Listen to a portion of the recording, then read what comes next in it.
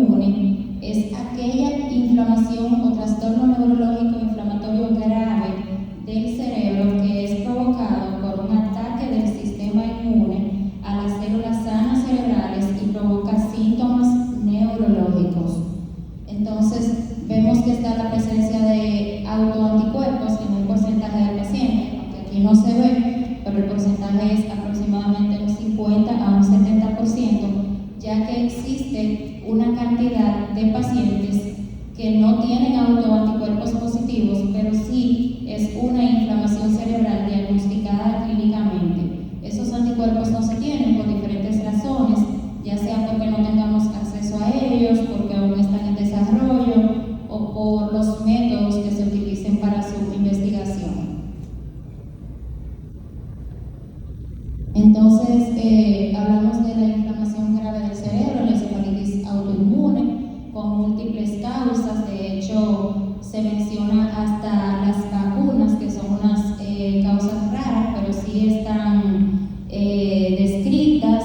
Y también se habla de posvirales, como aquellos pacientes que han sido tratados, como vamos a ver el caso, por una encefalitis viral y que después hacen mimetismo molecular. Lo que quiere decir es que el cerebro o algunas estructuras del cerebro, como la mielina, que es algo que recubre los nervios, se encuentra atacada y el cuerpo, vamos a decir, la reconoce como extraña y responde a ese ataque con síntomas neurológicos.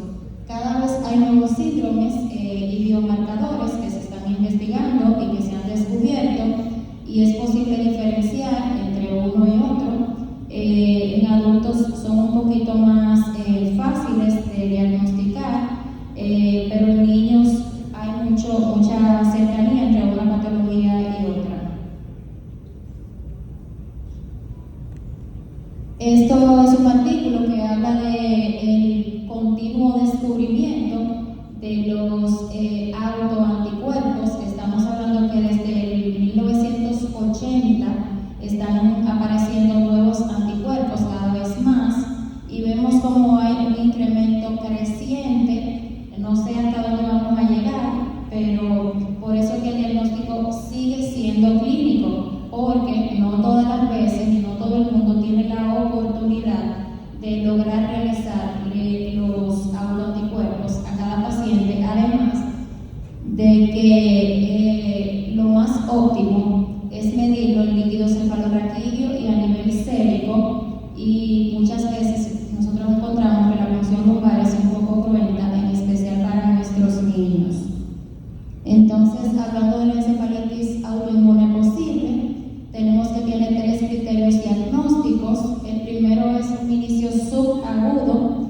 Cuando hablamos de subagudo, un inicio de menos de 3 meses de alteración de la memoria, en especial de la memoria a corto plazo. O sea, esto es paulatino y se presenta en estos 3 meses. También alteración del estado mental, que puede ir desde somnolencia, o sea, que el paciente se esté como durmiendo, va entrando en un letargo y puede llegar hasta el coma. Y también la presencia de síntomas psiquiátricos como alucinaciones, agitación psicomotriz, delirio, entre otros. El segundo criterio es que al menos haya uno de los siguientes: nuevos hallazgos focales en el sistema nervioso central, que hayan algún tipo de convulsiones que se puedan reconocer obviamente por un médico experto, porque las convulsiones no son solamente aquellas que el paciente se mueve y bota saliva por la boca o se le salen los pipí, sino que hay otro tipo de crisis convulsivas. Y también que haya un líquido cefalorraquídeo con una alteración, que aquí dice pleocitosis. Eso lo que quiere decir es que haya elevación de unas células, más de 5, en el líquido cefalorraquídeo, con características en la resonancia magnética que sean sugestivas de encefalitis. Aquí no sé si se ve bien, pero las imágenes que brillan, donde se ven las flechas, como a nivel de los lóbulos temporales mediales y de los hipocampos, en un paciente con dichas manifestaciones clínicas, son sugestivas de encefalitis. Y el último criterio, por supuesto, es que se excluyan otras causas de este trastorno. Esto es como un algoritmo diagnóstico de la encefalitis autoinmune. No es que lo vamos a desglosar así por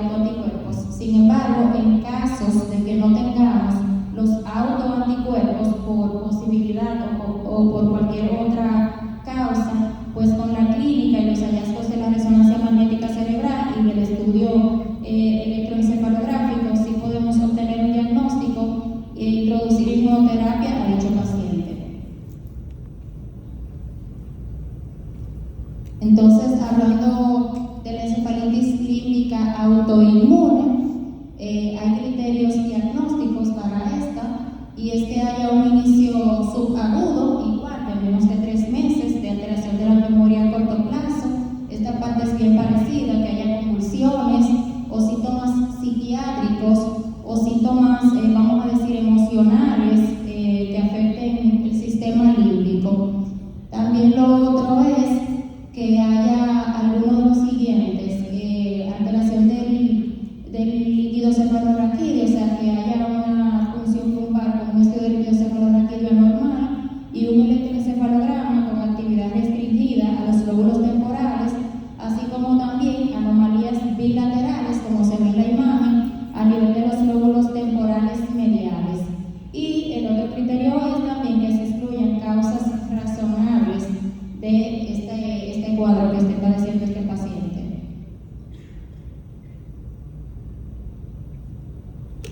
Ahora fue a mí, que no quiere correr.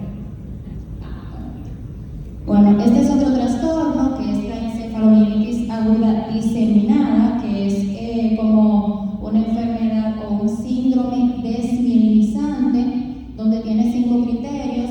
Uno es un primer evento multifocal del sistema nervioso central de presunta causa inflamatoria y desmielinizante.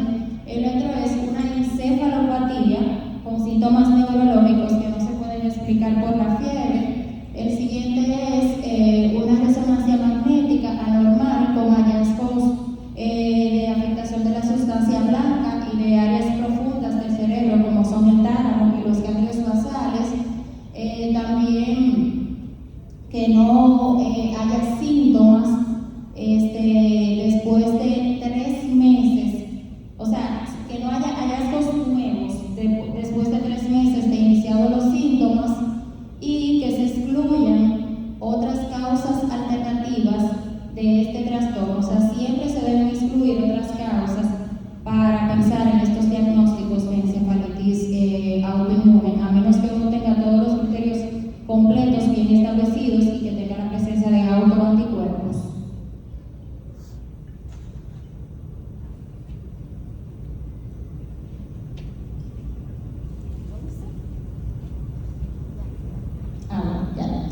Entonces, entrando a la encefalitis antirreceptor NMDA, esta es una de las más frecuentes.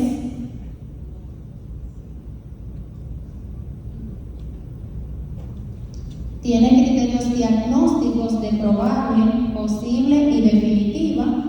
Aquí son 6 grupos de síntomas, donde para pensar en una probable debemos de tener por lo menos 4 de esos 6 grupos de síntomas.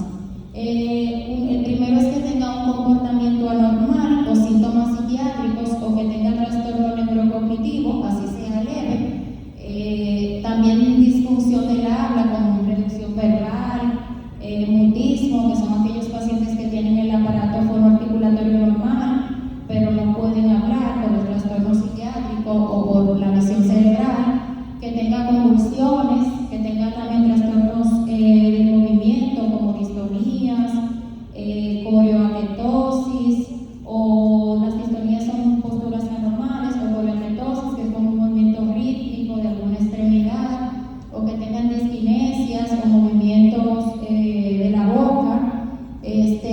También que tengan disminución del nivel de conciencia y disfunción autonómica, como lo que es incontinencia urinaria o incontinencia anal, o hipertensión, hipotensión, taquicardia, bradicardia. O sea, cambios en los niveles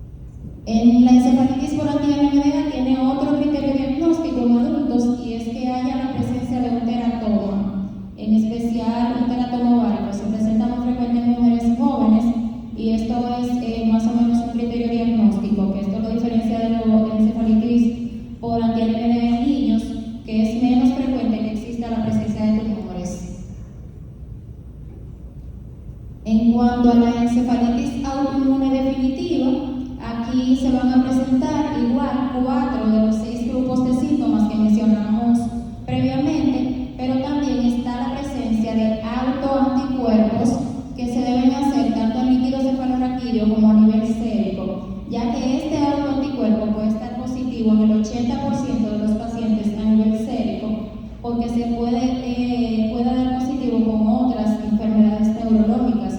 Entonces, por eso tenemos que confirmarlo con el líquido cefalorraquídeo, y aquí también se deben excluir razonablemente otros trastornos.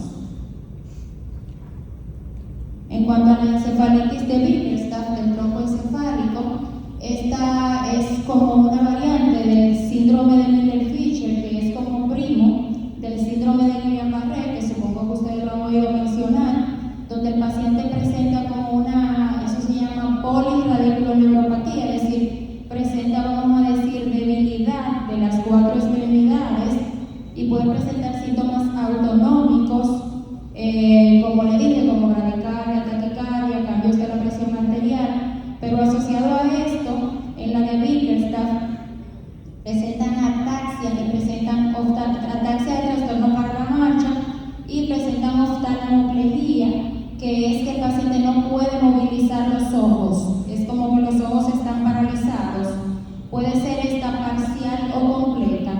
Entonces, el sello distintivo de la encefalitis de Bickerstaff es que aparte de todos esos síntomas, presentan alteración de la conciencia, que puede ir desde el letargo al coma. La resonancia generalmente suele ser normal o puede presentar datos o hallazgos de afectación a nivel del tronco cerebral, del tallo encefálico, por eso se llama encefalitis del tronco encefálico. Eso es el diagnóstico probable, y el definitivo es cuando se miden los anticuerpos anti-GQ1B en líquido cefalorraquídeo, que nos dan ese diagnóstico ya, el definitivo. Entonces, tenemos que tener en cuenta que la mayoría de todos estos autoanticuerpos va a estar sujeta a los tipos de métodos que se utilicen. Por eso, muchas veces, cuando nosotros vemos un anticuerpo sérico, que generalmente se pide más frecuente que el líquido, muchas veces nos viene negativo, pero eso va a depender de las subunidades de los antígenos o de las subunidades de los autoanticuerpos. Entonces, por eso es que hay que tener precisión molecular y utilizar los métodos apropiados para su medición. La clase de inmunoglobulina que se pide es la IgG, y recordar que lo óptimo es realizar los autoanticuerpos tanto a nivel sérico, es decir, en sangre, como en el líquido cefalorraquídeo. Otras consideraciones importantes son que las decisiones de tratamiento son en base al criterio del médico y a la experiencia, y son fundamentadas más en la clínica que en lo que son los autoanticuerpos, porque dijimos que pueden no estar presentes. Y otro es las combinaciones de resultados en líquido y en suero de autoanticuerpos, que por eso se deben medir en ambos, porque puede haber lo que es un falso positivo o un falso negativo, dependiendo si están presentes en líquido y ausente en suero o viceversa.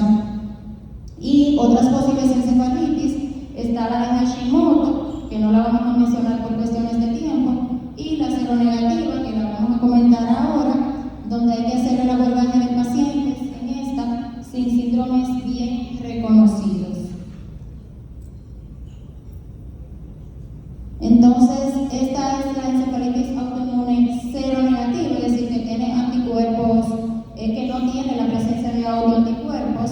Aquí hay una protección rápida de la memoria a corto plazo, generalmente son 3 meses, como la mayoría, la única que es diferente es la de Bickerstaff, que son unas 4 semanas, pero estas son 3 meses de alteración de la memoria a corto plazo, alteración del estado mental o síntomas psiquiátricos. También se deben excluir síndromes definidos de encefalitis autoinmune bien como reconocidos, que no haya autoanticuerpos ni en líquido ni en suero, y que hayan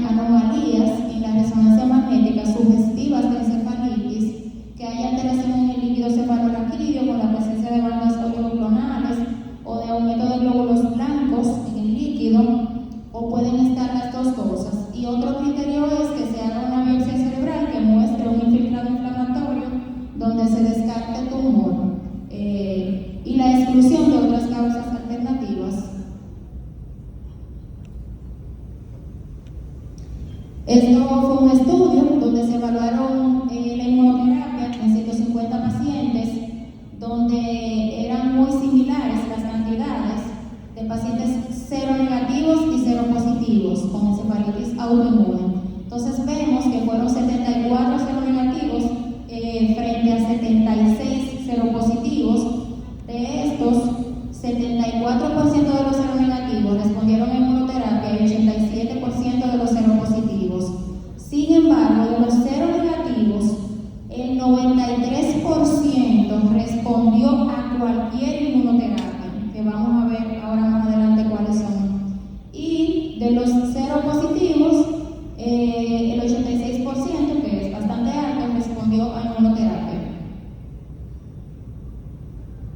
Aquí lo que se ve es el desglose de los 150 pacientes y de los tipos de encefalitis que tenían cada uno de ellos y que el estudio tenía valor significativo. Ya entrando en lo que es la encefalitis autoinmune en pediatría, tenemos que es una inflamación cerebral caracterizada por alteración del estado de alerta, convulsiones, trastornos del movimiento y características psiquiátricas con síntomas o déficit neurológico focal, que el déficit neurológico focal es como un lado hemipléjico, una pierna, un brazo.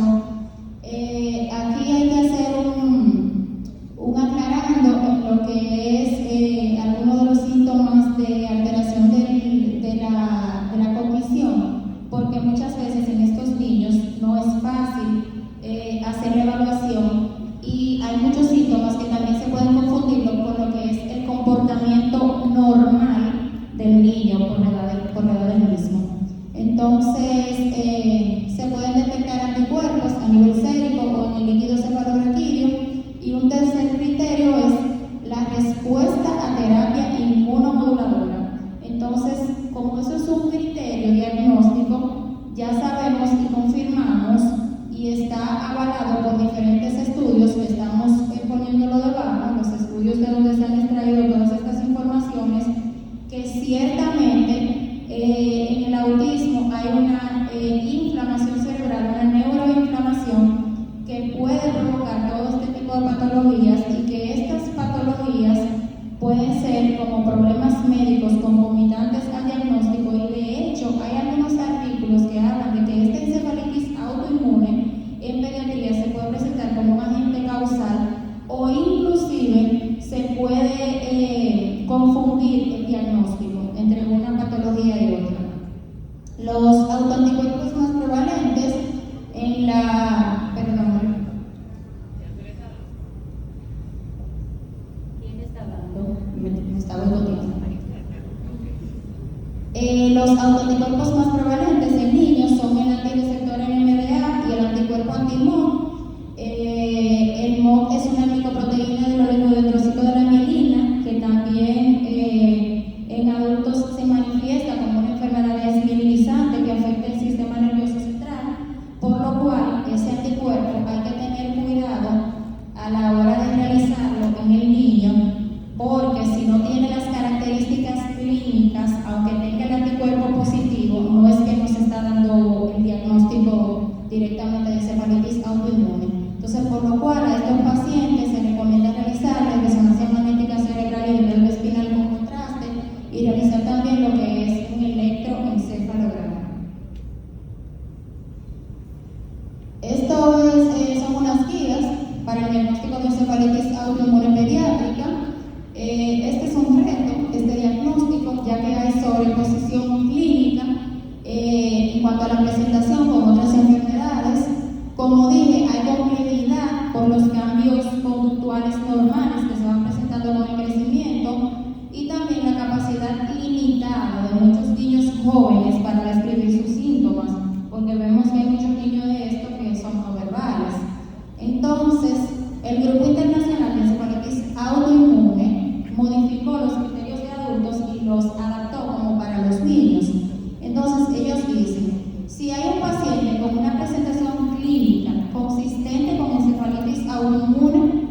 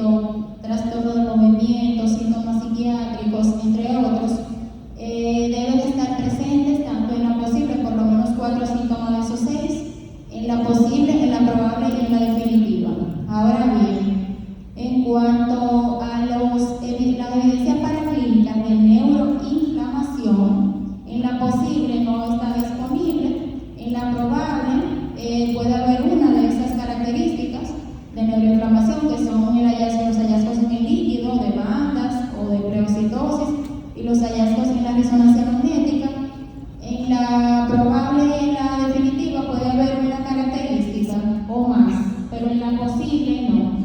En cuanto a la serología, que son los autoanticuerpos, en la posible no están disponibles, ni en la probable, pero ya en la definitiva sí, que es definitiva por eso, porque tenemos la presencia de los autoanticuerpos y se deben excluir en todas otras causas alternativas.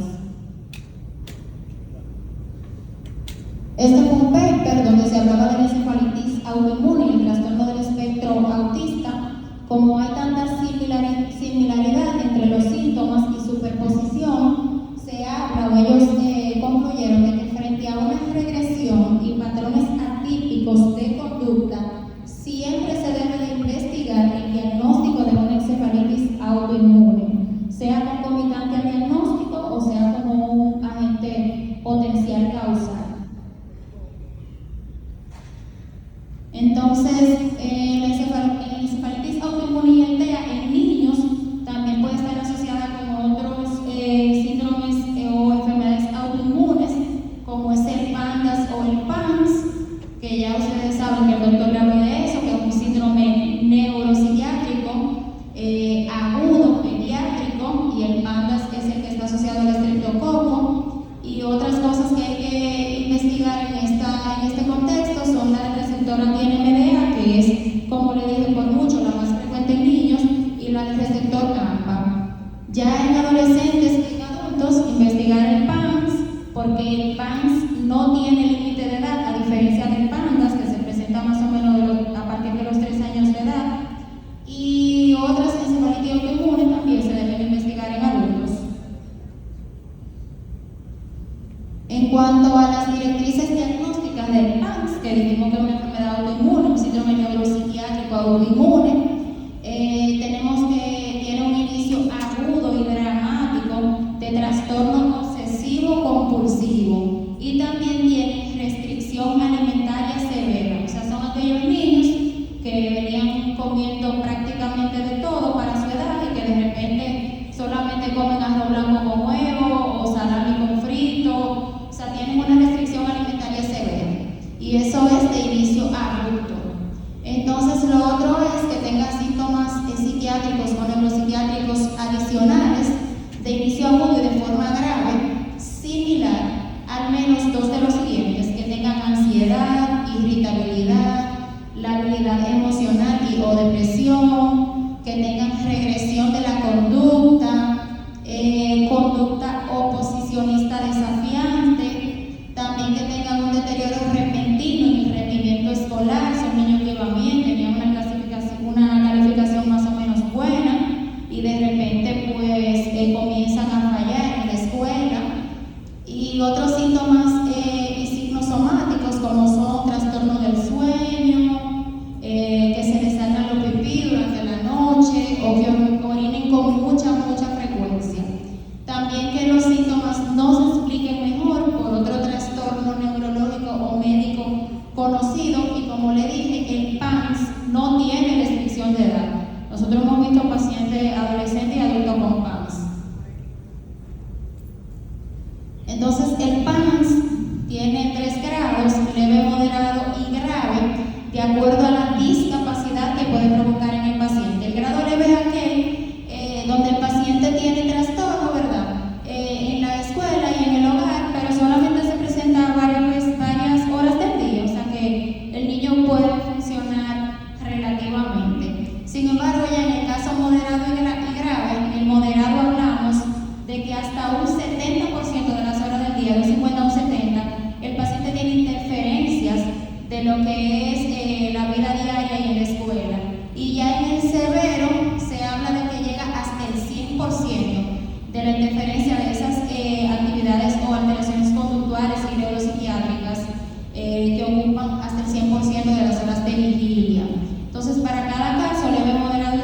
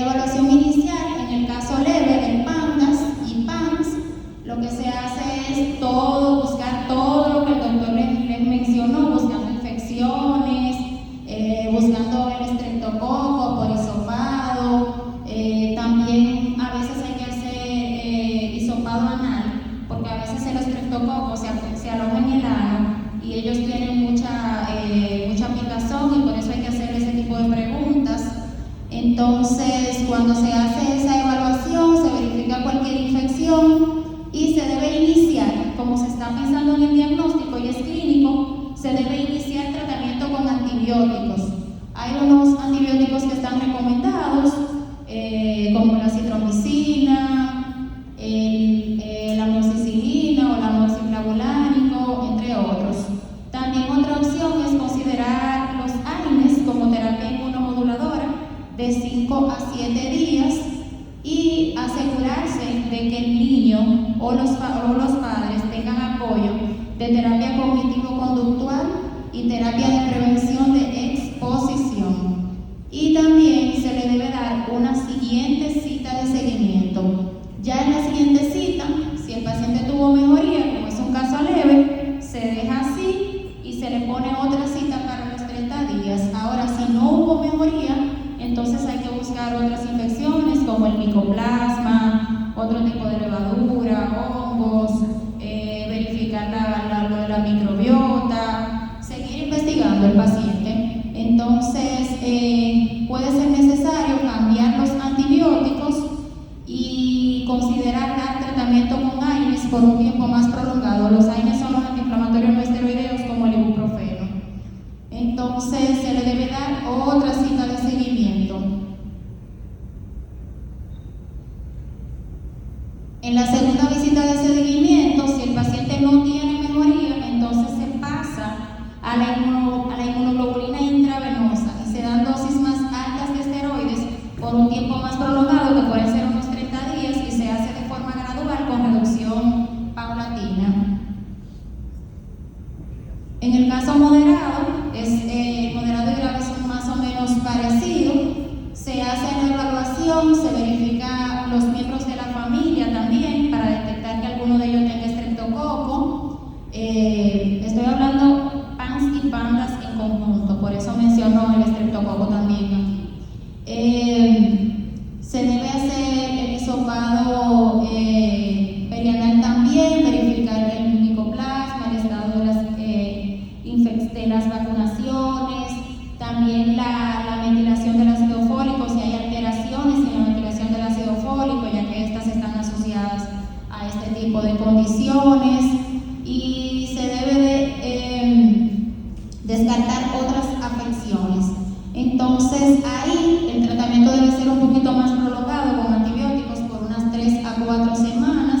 También se le debe dar antiinflamatorios no esteroides como el ibuprofeno o el naproxeno por 5 a 7 días de inicio, y asegurarnos de que siempre los niños cuenten con la terapia cognitivo-conductual y la terapia de riesgo. Entonces, si el niño no puede, por el estado de gravedad, tener este tipo de terapia, entonces lo que se recomienda es que los padres tengan algunos tipos de herramientas para que puedan manejarlos.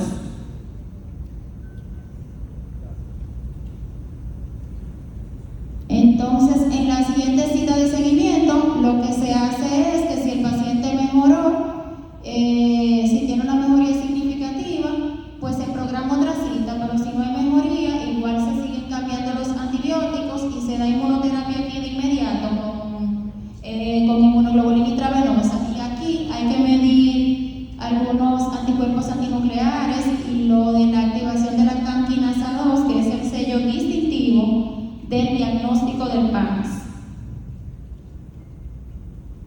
Si no mejora, igual se da inmunoglobulina intravenosa, y después de la terapia post-inmunoglobulina intravenosa, que es el IVIG, pues se reevalúa, y en caso de que aún no haya mejoría de más de un 50%, se puede pasar a lo que es la terapia con plasmaféresis o recambio plasmático, que es una terapia un poquito más agresiva para la remoción de autoanticuerpos, y obviamente los pacientes van a tener una mejor respuesta y una mayor remisión de los síntomas.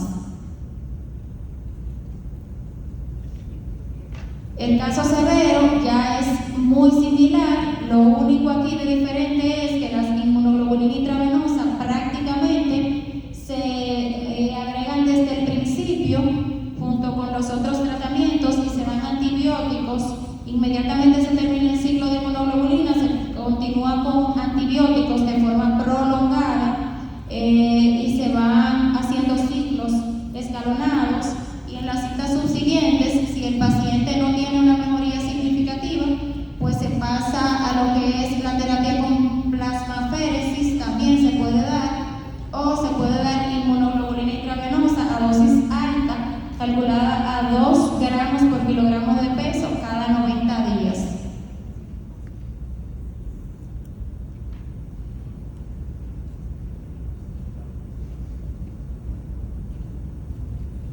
Ok, estos son los agentes terapéuticos que se usan en encefalitis autoinmune, la metilprednisolona, que es el solumedrol. Se usan dosis altas por 3 a 5 días de tratamiento. Eso se le da al paciente ingresado. No hay por qué tenerle miedo, porque nosotros tenemos los controles del paciente cuando se ingresa, o sea, qué se le va a colocar, qué premedicación para evitar cualquier riesgo. La otra de primera línea es la inmunoglobulina intravenosa, que igual se calcula 2 gramos por kilo y se da en 5 días, o se puede poner a 0.4 por día. También está el recambio plasmático, que se dan de 5 a 7 sesiones y se dan los recambios cada 48 horas. Todos esos tratamientos los tenemos disponibles aquí en el país y lo cubren la mayoría de los seguros médicos. Y en caso de que algún seguro médico no lo cubra, pues da una carta de no cobertura y se pide a través de salud pública y se consigue bastante rápido. Entonces, el otro tratamiento de segunda línea es el rituximab, que también lo tenemos aquí. No es tan costoso, pero también alto costo lo da por salud pública. La ciclofosfamida, se pueden dar bonos mensuales hasta por 6 meses. Y otras terapias también la tenemos aquí. Y otras terapias alternativas son el tocilizumab.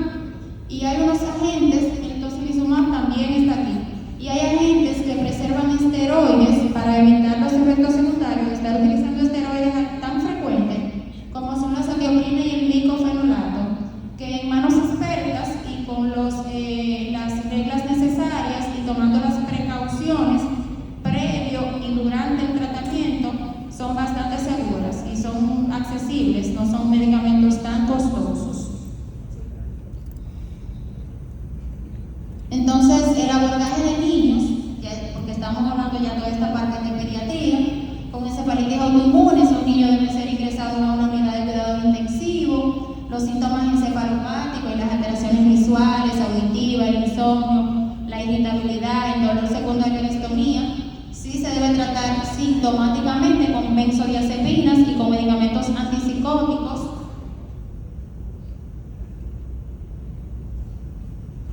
La encefalitis autoinmune seronegativa en niños, aquí no hay anticuerpos conocidos que estén presentes, no hay criterios de radiología, se presenta de forma polisintomática con ese conjunto de síntomas de alteración cognitiva, de irritabilidad, de síntomas neuropsiquiátricos, de trastornos del movimiento, de disquinesia oromandibular, entre otros. Y el electroencefalograma sí tiene características compatibles con encefalopatía. Y en el líquido cefalorraquídeo va a haber la presencia de bandas oligoclonales más elevación de los glóbulos blancos en el mismo. La resonancia cerebral puede estar normal o puede haber realce a nivel de los lóbulos temporales. El tratamiento es similar con corticosteroides en bolus o como le dije, la metilprednisolona, que se da en ciclo de 3 a 5 días, y el rituximab, que es un anticuerpo monoclonal que se utiliza, la primera dosis se da y luego a los 15 días se da la segunda y luego se da cada 6 meses. Entonces, aquí tenemos los niños típicos con encefalitis autoinmune y la diferencia con el PANS. Por ejemplo, en los niños con encefalitis autoinmune, que no tienen, ¿verdad?, que son típicos, no tienen no son neurodivergentes, están previamente sanos, la aparición de los síntomas neuropsiquiátricos es rápida, pueden tener síntomas prodrómicos, incluida la fiebre, y ocurren en más del 50% de los pacientes está la fiebre. Los síntomas son persistentes, sin embargo, en el PANS pediátrico, los pacientes tienen un curso recurrente remitente, inclusive se habla de que pueden tener remisiones aún sin tratamiento.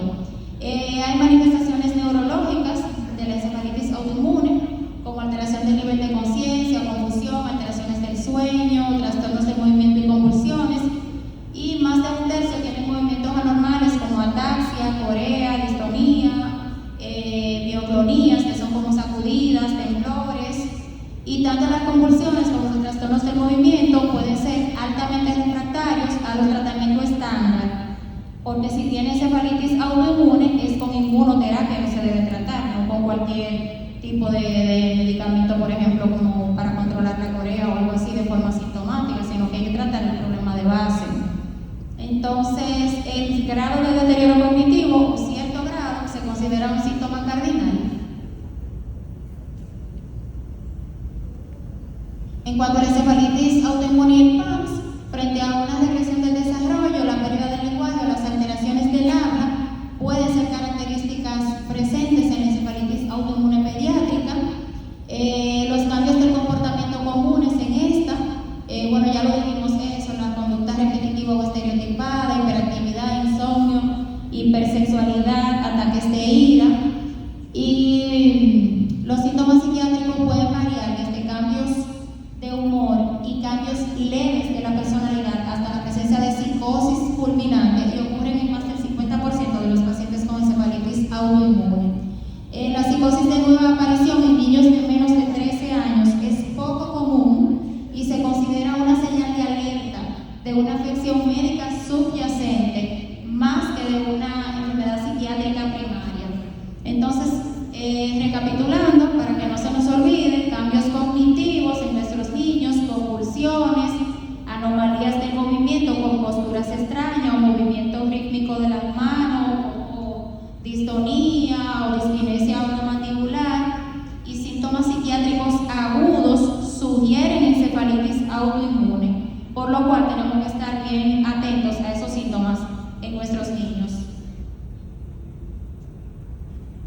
Ya esto es la encefalitis autoinmune en niños versus adultos. Los síntomas neuropsiquiátricos son multifocales en niños, más que síndromes bien aislados, como yo describí al principio, que fue a manera general, y en adultos, que los síndromes están bien definidos y bien clasificados. En los niños puede haber superposición de uno con otro y puede ser a veces difícil de distinguirlos. Los niños con la encefalitis por el antirreceptor NMDA tienen anomalías del movimiento, agitación, insomnio, convulsiones, déficit del habla, ataxia y hemiparesia, o sea que tienen mucho más síntomas que en adultos. En adultos se presenta más como una demencia rápidamente progresiva. Los adultos, como ahí lo dice, tienen más déficit de memoria y trastorno neuropsiquiátrico. Los niños que tienen el antigal positivo se presentan sin el síndrome de persona rígida, a diferencia del adulto, que en el adulto el antigal positivo H65 se asocia más al síndrome de persona rígida y a lo que es una degeneración cerebelosa paraneoplásica. Estos pacientes, generalmente los adultos que tienen este anticuerpo positivo con síntomas neuropsiquiátricos y de la memoria, están asociados a tumores, pero en niños no es así. Y en la encefalitis autoinmune pediátrica, bueno, ya, ahí lo dice, que está menos asociada a tumores en comparación con los niños. Entonces, ya viendo la encefalitis autoinmune como problema médico concomitante al diagnóstico, la podemos ver con trastorno del espectro autista o sin trastorno del espectro autista. Con el TEA se ven múltiples problemas, como habló el doctor Nicolás, y síntomas emergentes. O sea, son síntomas que hay que tratarlos sí o sí, porque si no se tratan, el paciente va a ir empeorando y se va a ir afectando más el cerebro, ya que antes se pensaba que el cerebro era un órgano privilegiado en cuanto al sistema inmune, que no entraba nada, no subía nada, pero ahora se sabe que cualquier enfermedad sistémica puede atacarlo y afectarlo. Entonces hay que buscar disfunción inmune, mitocondrial, de la microbiota, problemas gastrointestinales, entre otros. Entonces ahí sería problemas médicos concomitantes al TEA y se trataría de forma como una encefalopatía dinámica, sistémica. No es un diagnóstico diferencial, bien, sino que es un problema adicional en el niño con TEA, es un problema médico concomitante, pero obviamente el paciente mejora muchísimo cuando tratamos este tipo de encefalitis. Ahora, ya si es una encefalitis en un niño sin TEA, en un niño típico sano, ese es su diagnóstico principal y debe remitir al tratar la encefalitis autoinmune. Aquí hay unos casos clínicos, no sé si tenga tiempo de presentar algunos. Me dice Lisbeth.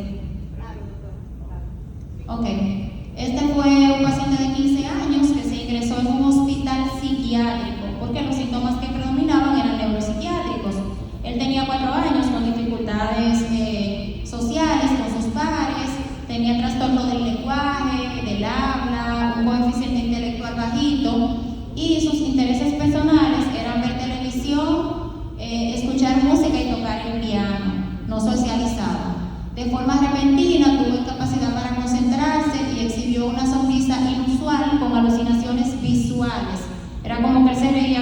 niño que estaba ahí. Entonces tenía negativismo, conducta oposicionante y mutismo. Y características de postura distónica o catatónica, como tornar las manos en posiciones extrañas. Este niño, como fue ingresado en un hospital psiquiátrico, le dieron risperidona y olanzapina y esto resolvió la irritabilidad. Sin embargo, persistieron las alucinaciones, había náuseas, había vómitos. Entonces lo derivaron a neurología, pensaron que sí podía tener una crisis de ausencia y esta fue la escala de evaluación funcional que fue medida por el CASE y por el ranking modificado, que son escalas que se utilizan para medir el grado de funcionalidad del paciente. Y en ese paciente se encontró una hiperplasia nodular con pruebas de anticuerpo negativo, un anticuerpo microsomal positivo, pero el anticuerpo microsomal no está asociado a esto, por eso es que hay que tener cuidado con la medición de autoanticuerpos, porque no todo anticuerpo positivo nos da una patología, sino está asociado a una clínica específica. La escala de ranking que tenía modificada era de 3 y la puntuación del CASE era 8 y el electroencefalograma y la resonancia eran normales. En el líquido solamente tenía hiperproteinorraquia o una elevación discreta de proteínas. Entonces ese paciente, publicado en PubMed, fue un desafío diagnóstico, no tenía criterios totalmente compatibles, pero como no mejoró del todo con los psicofármacos, decidieron de tratarlo como una encefalitis autoinmune probable. El paciente se le aplicó inmunoglobulina, rituximab y tocilizumab y tuvo una recuperación total con una escala de ranking modificada y un CASE de 0. Esto es otro paper que habla de la eficacia de la inmunoglobulina en el tratamiento de la encefalopatía autoinmune en niños con trastorno del espectro. Esto primero eran 82 pacientes y se fueron reduciendo por cuestiones de seguros médicos y de no seguimiento, entre otros. Al final se le dio inmunoglobulina a 36 pacientes. Entonces vemos que en la escala de responsabilidad social hubo una reducción. Si vemos la franja azul contra la roja, el azul fue antes de la inmunoglobulina y la roja fue después. Vemos como hay una reducción de los síntomas del estado de alerta, de la cognición, de la comunicación, de la motivación, de los manirismos o posturas anormales, así como también en sentido general se ve como hay una reducción total de todos los síntomas en esa escala. Y en la escala de conducta aberrante también vemos que después de la inmunoglobulina hubo una respuesta de los síntomas neuropsiquiátricos, irritabilidad, también de la letargia, de la hiperactividad del habla, y en sentido general vemos como la banda roja se ve más bajita que el azul, indicando que hubo una reducción significativa de los síntomas. Esto es otro caso de un paciente con disfunción mitocondrial. Vemos que se le puso inmunoglobulina intravenosa. Primero tenía un tratamiento estándar básico y luego se le administró inmunoglobulina intravenosa. Entonces vemos la primera gráfica que dice pretest, como el niño con 5 años de terapia ocupacional era que escribía, y vemos aquí cómo hizo las correcciones con 2 días después del tratamiento con inmunoglobulina intravenosa. Entonces, la inmunoglobulina intravenosa, no hay que dudarlo, tiene un impacto positivo. Esto fue otro estudio que habla del impacto positivo complejo en las manifestaciones de la deficiencia genética del ácido fólico, como son las mutaciones que muchos de ustedes conocen o que muchos de nuestros familiares tienen positivas.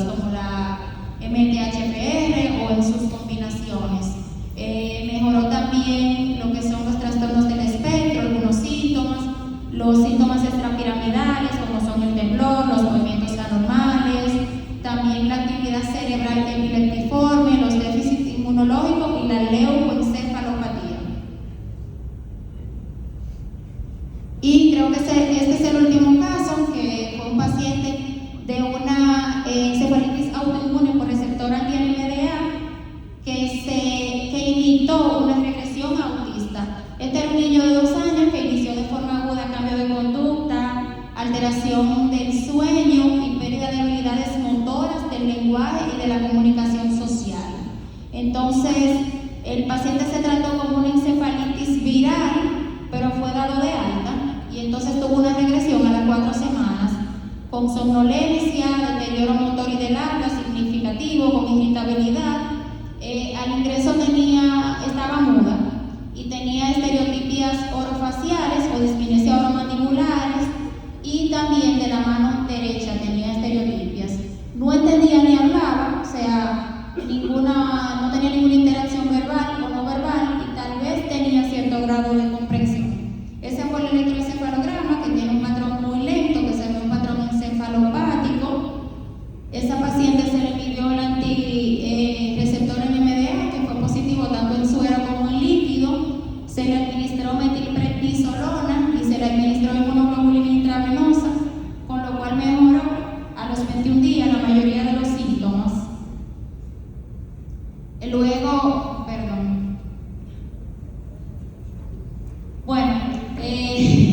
esa paciente posteriormente se le hizo recambio plasmático porque quedó con algunos síntomas. Solamente se le dio un recambio plasmático y el otro quedó por mitad porque tuvo una trombosis. Sin embargo, se esperó un mes y se le dio nueva vez tratamiento con inmunoglobulina intravenosa y tuvo una remisión completa. Entonces, sí se trataba de una encefalitis autoinmune por receptor anti-NMDA y no de un trastorno del espectro. Entonces, como ya me dijeron que lo dejara hasta ahí, vamos a decirle nuestras conclusiones. Está demostrada la asociación de PANS, PANDAS y encefalitis autoinmune con los trastornos del espectro autista, ya sea como problema concomitante al diagnóstico operado médico o como agente causal, por lo que resulta necesario investigar y tratar dichas patologías para poder de esa forma otorgarle mejor calidad de vida a nuestros pacientes. Por otra parte, reconocer las terapias inmunomoduladoras que tenemos en nuestro país, que se sepa que la tenemos y que son accesibles, sea esteroide, inmunoglobulina, plasmaféresis, rituximab, tocilizumab, satioprina, micofenolato, ciclofosfamida, entre otros, que usados en manos expertas y de forma segura y con los protocolos previos a aplicarlos, son de gran beneficio y ofrecen muy buenos resultados a nuestros pacientes. Es importante reconocer que pueden coexistir muchos problemas médicos, inmunes y autoinmunes en presencia de un diagnóstico de trastorno del espectro autista, además de una encefalitis autoinmune, y que la experiencia profesional muestra que la exploración diagnóstica a nivel de cuerpo entero y en la potencial coexistencia de varias enfermedades autoinmunes se debe tener en cuenta en secuencia con los cuidados requeridos para los pacientes complejos crónicos. Se debe minimizar estudio invasivo, ya que la clínica es preponderante y predomina, y si podemos obtener un diagnóstico clínico como hemos visto, pues quizás en vez de gastar unos miles de dólares en algunos autoanticuerpos, pues podemos utilizarlo en inmunoterapia, porque ya sabemos que las inmunoterapias están recomendadas y están avaladas. Hay más de 300 artículos que hablan de la neuroinflamación y de los tratamientos con inmunoterapia, y lo tenemos en el país y funciona. Pues muchísimas gracias. Hasta aquí, si tienen